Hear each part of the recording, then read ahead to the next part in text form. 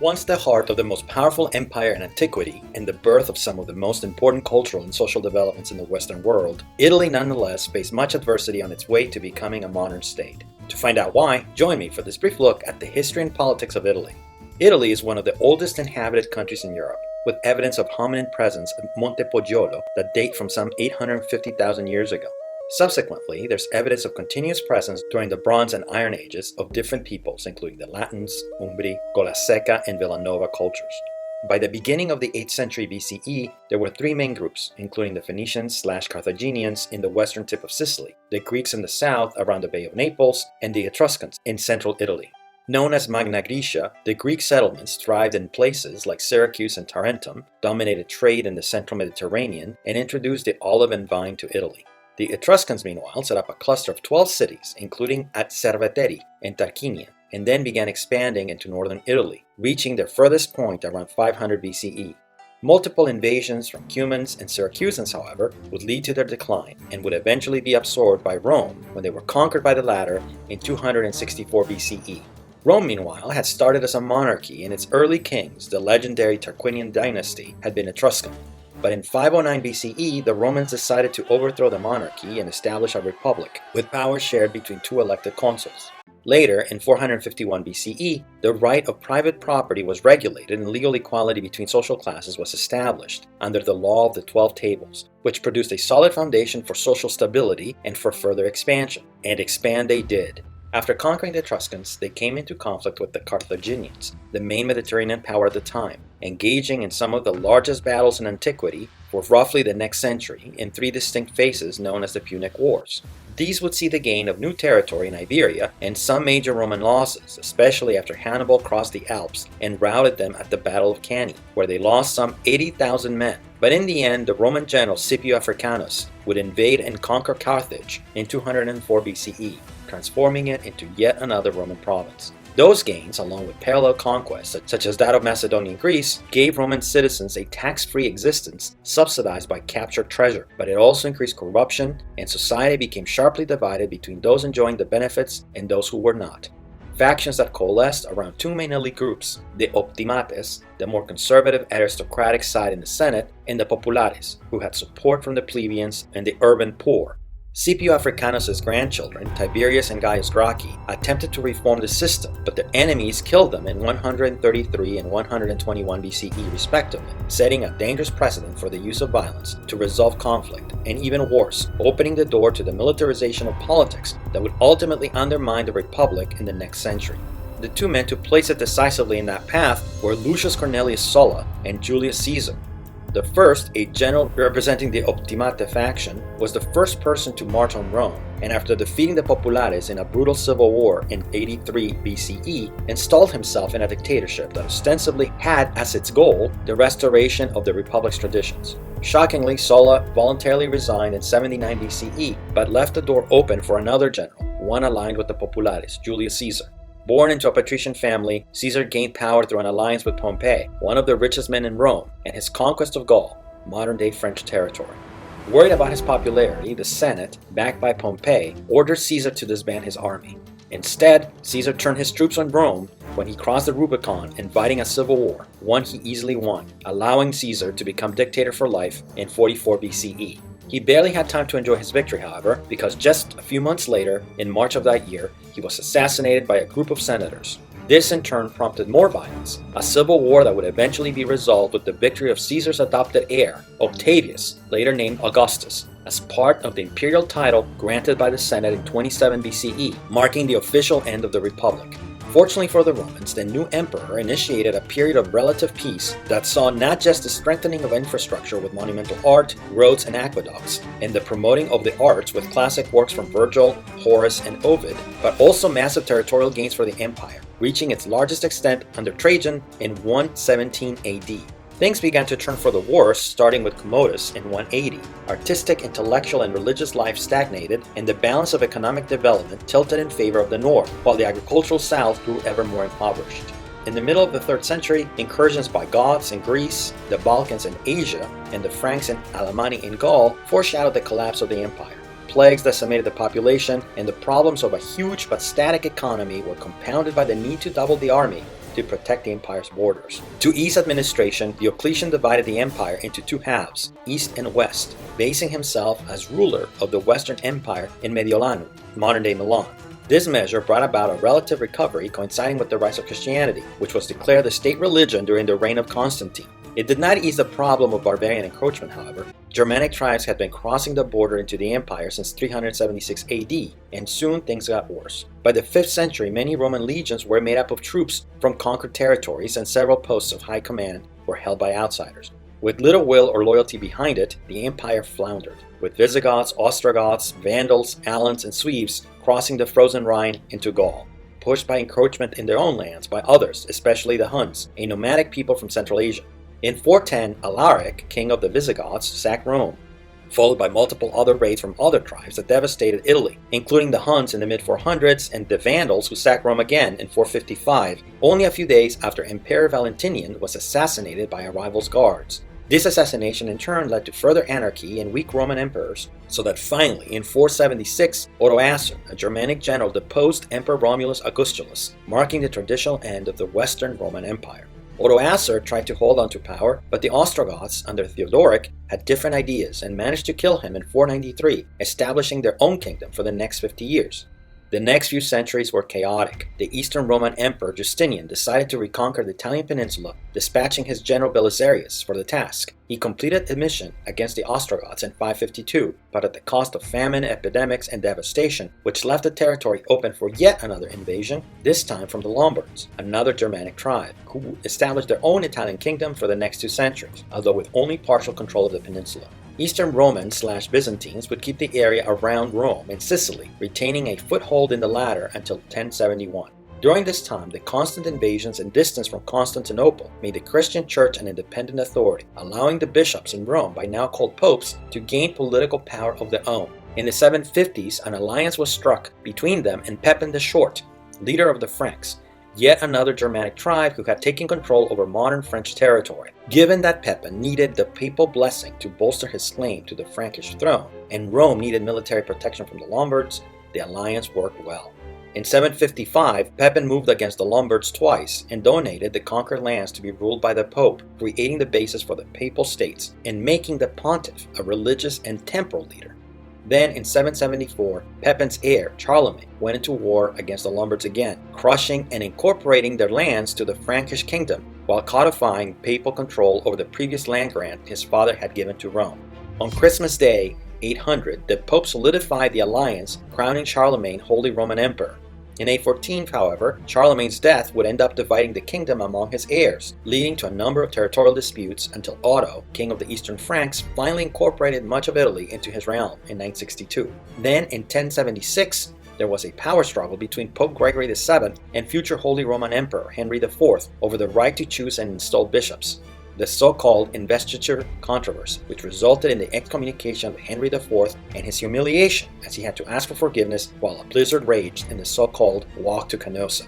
This, however, was only the beginning. The question of papal or imperial supremacy would divide Italy for the next 200 years and would manifest in violence between the Guelphs, the Pope supporters, and the Ghibellines, the emperors. Meanwhile, the Normans, originally a group of mercenaries in service of various Lombard, Byzantine factions, began their own conquest of the area in 999 and gave rise to the independent Kingdom of Sicily in 1130, which they would control until they were deposed by Henry IV. Thus, by the middle of the 12th century, the Holy Roman Emperor controlled most of Italy on paper, but distance, successor squabbles, and lack of government capacity allowed much of Italy to grow in de facto autonomy over time, leading to a fragmented landscape with multiple duchies and principalities, and even the creation of alliances to counter attempted direct control from the emperor, like the Lombard League. The bubonic plague, which arrived in Italy in 1347, accelerated this process, further weakening the emperor's power. The resulting autonomy, coupled with Italy's strategic location between Europe, the Byzantine Empire, and the Islamic world, gave rise to powerful merchant republics such as Venice and Genoa, places where strong guilds, large navies, and the participation of merchants in government generated immense wealth. This, in turn, brought about the development of financial centers in Florence and Lucca, where the invention of double bookkeeping and bills of exchange, an early kind of check, fueled further economic growth. The combination of wealth, classic heritage, and Republican openness brought about a period known as the Renaissance, famous for its art, literature, and architectural marvels, which was largely financed by families like the Medici, who tried to enhance their status through patronage. The rest of the peninsula was mostly engaged in agriculture, but that also saw prosperity as population recovered and demand grew. By the middle of the 15th century, the most powerful states were Naples, Milan, the papacy, Venice, and Florence, who maintained a balance of power between them. Outside interference did not subside, however. Throughout the 16th century, there would be constant intervention from France and then Spain, with multiple invasions and wars that saw fast-shifting alliances, such as the Italian Wars of 1499-1504, the War of the League of Cambrai in 1508, the War of the League of Cognac in 1526, and so on. Even wars for the region, the Reformation severely limited the power of the papacy, while the opening of new trade routes with India and Asia, created by Spain and Portugal, bypassed Italy, taking away their strategic advantage and leading to a serious economic depression. It didn't help that the Spanish controlled the Duchy of Milan plus Naples, Sicily, and Sardinia, which they taxed heavily, bringing further economic stagnation. Moreover, textile competition from Northern Europe and yet more plagues, like the one in 1629, which ravaged Milan, further killed any hope of recovery. And while Italy continued to produce important art styles like Baroque, itself encouraged by the Catholic Church after the Council of Trent in 1545, as well as artists like Caravaggio, musicians like Antonio Vivaldi, and even scientists like Galileo, foreign intervention and war continued. Indeed, even when Spain lost its Italian domains after the War of Spanish Succession in 1714, control merely shifted to Austria, which limited local autonomy, and then Naples and Sicily went right back to the Spanish after another war in 1738. Ironically, what changed this dynamic was yet another foreign invasion, this time by Napoleon in 1796, who despite facing wars against multiple coalitions, was able to gain control over the whole peninsula by 1810, a situation that would remain until his defeat at Waterloo in 1815. Napoleonic rule had profound effects, reducing the power of the papacy, reforming feudal land rights, and introducing representative government to Italy. Not only did it engender organizations that would later make unification possible, like the Carbonari, a secret revolutionary society, and the tricolor, the future Italian flag, but more than anything, it provided a fertile ground for the liberalism, nationalism, and republicanism that would become the driving forces behind the Risorgimento, as the movement for unification came to be called. The Congress of Vienna in 1815 returned the Italian peninsula to its previous fragmented state, but soon it would be full of uprisings against the various rulers in Sicily, Naples, and Piemonte in the 1820s, in addition to Parma, Modena, the Papal States, and against Sicily and Naples in 1831. Authorities cracked down and the Carbonari basically ceased to exist, but one of its leaders, Giuseppe Mazzini, founded another movement, Young Italy, an organization more directly aimed at creating a united republic through popular uprising. Crop failures in 1846 and 1847 produced widespread famine and cholera outbreaks and paved the way for multiple violent outbreaks the following year. In January, an army of peasants in Sicily marched on the capital, burning debt collection records, destroying property, and freeing prisoners. Uprisings spread to Naples, Tuscany, Piedmont, and the Papal States. In Naples and Piedmont, King Ferdinand and Carlo Alberto granted constitutions to the realms, but while Ferdinand's had temporary effect, Carlo Alberto's would become the Statuto Albertino, the first Italian constitution. Meanwhile, riots in Milan in March drove the Austrian Marshal Radetzky from the city. Patriots did likewise in Venetia and established the Republic of San Marco that same month. And in November, in Rome, an assassin killed Pellegrino Rossi, the justice minister for the Papal States, which prompted the Pope to flee and a republic to be declared. The social upheaval would pave the way for what the Italians call Wars of Independence. The first was initiated by Carlo Alberto in March 1848. Despite some initial success and the rise of Giuseppe Garibaldi, a former Carbonari, to military leadership, the attempt was crushed by the Austrians and led to the abdication of Carlo Alberto in favor of his son, Vittorio Emanuele, in March 1849. The second began in part because of a secret treaty between France and Sardinia-Piedmont that had been worked out by its Torinese Prime Minister, Camillo Benso, Count of Cavour. The agreement promised the French Nice and Savoy in exchange for military support against the Austrians. France then beat Austria at the battles of Montebello, Magenta, and Solferino in 1859. But the suffering in that last battle was such that it convinced Napoleon III to end the war instead of trying to expulse the Austrians from the Veneto.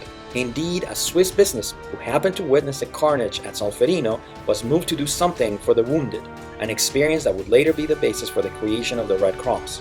In the meantime, the French gained the territory they had been promised, which angered some Italians. not least Garibaldi, who nearly marched on Turin to protest, but instead decided to use a volunteer force known as the Red Shirts to conquer Sicily, what Italians call Expedition of the Thousand, in March 1860. Boosted by a series of victories, starting with Calatafimi on May 15th, he quickly gained local support, and within 2 weeks Garibaldi managed to place Palermo under siege, and then moved to Naples, where after the Battle of Volturno on October 1st, the king of the two Sicilies was forced to flee, never to come back. Having finished his task, Garibaldi famously met with King Vittorio Emanuele at the Bridge of Teano and handed the conquered realm to him. Sardinia-Piedmont had already been busy annexing territory through plebiscites, so that when the new Kingdom of Italy was officially declared in March of 1861, it contained nearly all modern Italian territory except for Rome and Venice. The annexation of those territories would have to wait a few years yet. This happened first when the Italians took advantage of their alliance with Prussia, who invaded Austria in June of that year to do likewise in the Veneto a few days later. The Third War of Italian Independence ended a few months afterwards with the annexation, also via plebiscite, of large parts of northeast Italy, but there was still the issue of Rome. The issue there was not just that Pope Pius IX was resolutely against it and had been since 1849. The main problem was that French troops had been guarding the diminished papal states since then, mostly because Napoleon III wanted to carry favor with Catholics. In 1870, however, the French went to war with Prussia and the troops were recalled. The king immediately took advantage, sending troops to capture it and then annexing it via plebiscite again, thus finally completing the unification of Italy on February 3, 1871. The capital was then moved from Florence to Rome. The Risorgimento brought economic growth, especially to the north, where industrialization and new technology began to take hold. Fiat was founded in 1899, for example.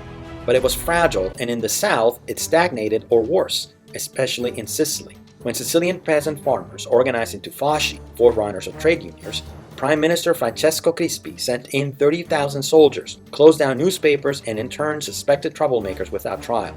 At the same time, following a precedent by his predecessor, Agostino de Pretis, Crispi engaged in a series of devastating colonial campaigns in Abyssinia and Eritrea in 1886, an effort to grow the economy by creating new markets and gain status as a great power.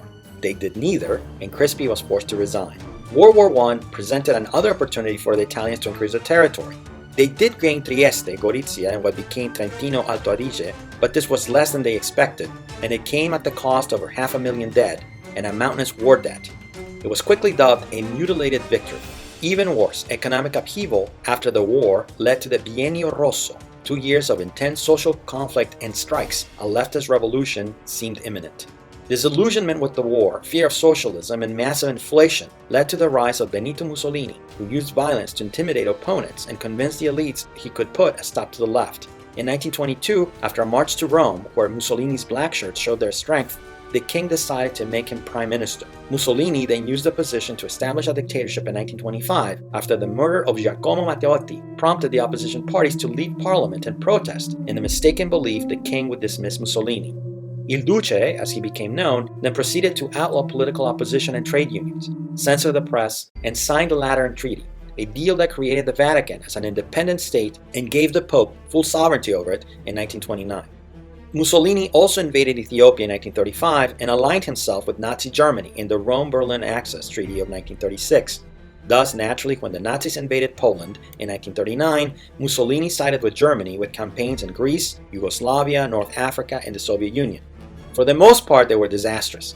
Even worse for Mussolini, when the Allies invaded Sicily in 1943, the fascist Grand Council and the king turned on him. He was arrested and sent to a mountain resort in Abruzzo, while the new Prime Minister Pietro Badoglio signed an armistice with the Allies.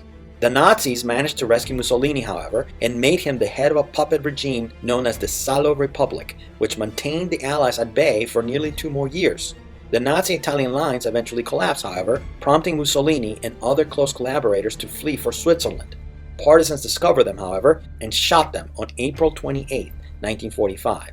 Their corpses would then be sent to Milan, where they would be hung upside down at the Piazzale Loreto, where they would be stoned by the crowd. The 1950s brought massive economic growth, bolstered by American financial aid and a large workforce, especially from the South. By the 1960s, however, inflation began to rise, and in 1969, a series of huge strikes in the so-called Hot Autumn paralyzed the country.